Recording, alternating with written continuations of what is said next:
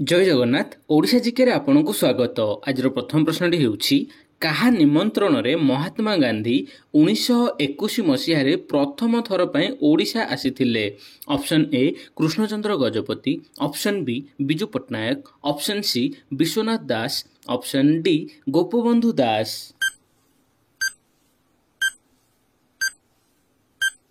Definitely यार उत्तर हेउछि option D Gopabandhu Das. Definitely आपण माने समस्त जाने जहा कि 1921 मसीहा 23 मार्च मास 23 तारिख रे जहा कि प्रथम थर पय महात्मा गांधी आम ओडिशा को आसीथिले। तेबे से जहा कि गोपबंधु दास निमंत्रण रे जोड़ा कि आसीथिले। तो देखिबा वर्तमान परवर्ती प्रश्न, ओडिशार प्रथम प्रधानमंत्री किए होइथिले। तेबे एठी आपण माने कहउथिबे कि ओडिशार तो मुख्यमंत्री हबो, प्रधानमंत्री कुआडे, जोड़ा कि इंडिपेंडेंस पूर्वरु बा हमर स्वाधीनता पूर्वरु हमर ओडिशा को गोटे प्रदेश कह जाउथला। ठीक अछि, तो सेते प्रदेशर मुख्य को जोड़ा कि हमर प्रधानमंत्री कहउथिले। तेबे ऑप्शन रहिला option A Krishnachandra Gajapati, option B Biju Patnaik, option C Vishwanath Das, option D Gopabandhu Das. Definitely यार उत्तर हेउछि option A Krishnachandra Gajapati.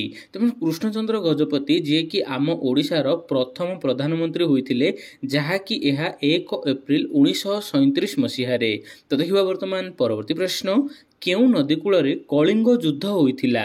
Option A Mahanadi, option B Daya नदी, ऑप्शन सी सुवर्णरेखा नदी, ऑप्शन डी नागावली नदी।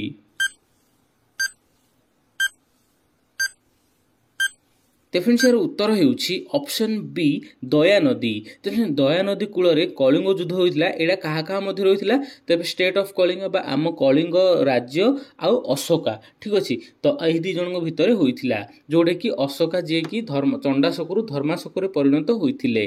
तो देखिबा वर्तमान परवर्ती प्रश्न, केउ पहाड़ रे कलिंग युद्ध होइथिला। Option A Devmali, option B Dimbiri, option C Dhauligiri, option D Nagavali.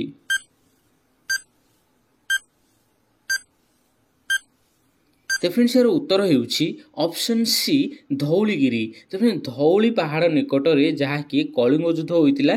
तेबे ही धौली पहाड़टी जोड़ा कि दया नदी कूल रे रहिछि। तो देखिबा वर्तमान परवर्ती प्रश्न, कलिंग युद्ध केबे होइतिला। Option A 261 BC, option B 263 BC, option C 261 AD, option D 263 AD. Definitely यार उत्तर हेउछि ऑप्शन ए 261 बीसी।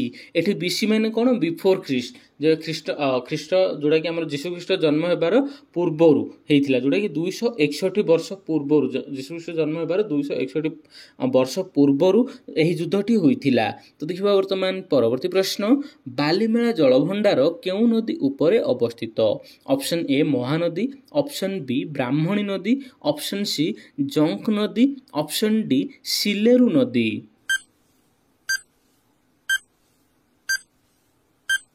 डेफिनेटली यार उत्तर हेउछि ऑप्शन डी सिलेरु नदी। तमे सिलेरु नदी उपरे जोड़ा कि बालीमेला जलभंडार रहिछि, एहा जहा कि मालकानगिरी रे रहिछि। ठीक अछि, तो देखिबा वर्तमान परवर्ती प्रश्न, रेंगाली डैम बा नदीबंध, रेंगाली नदीबंध केउ नदी उपरे तयारी होइछि। Option A Mahanadi, option B Brahmani नदी, ऑप्शन सी जंक नदी, ऑप्शन डी सिलेरु नदी।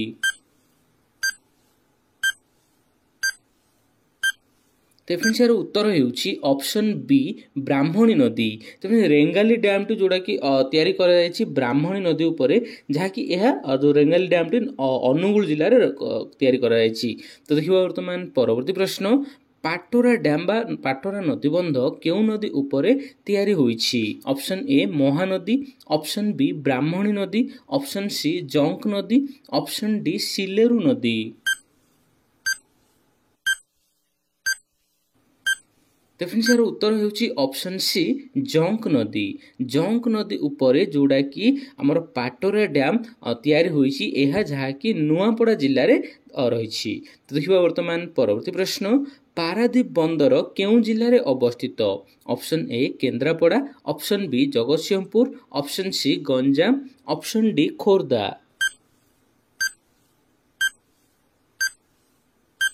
ତେଣୁ ଉତ୍ତର ହେଉଛି ଅପସନ୍ ବି ଜଗତସିଂହପୁର। ତେଣୁ ପାରାଦୀପ ପୋର୍ଟଟି ଯୋଉଟା ପାରାଦୀପ ବନ୍ଦର ଜଗତସିଂହପୁର ଜିଲ୍ଲାରେ ରହିଛି।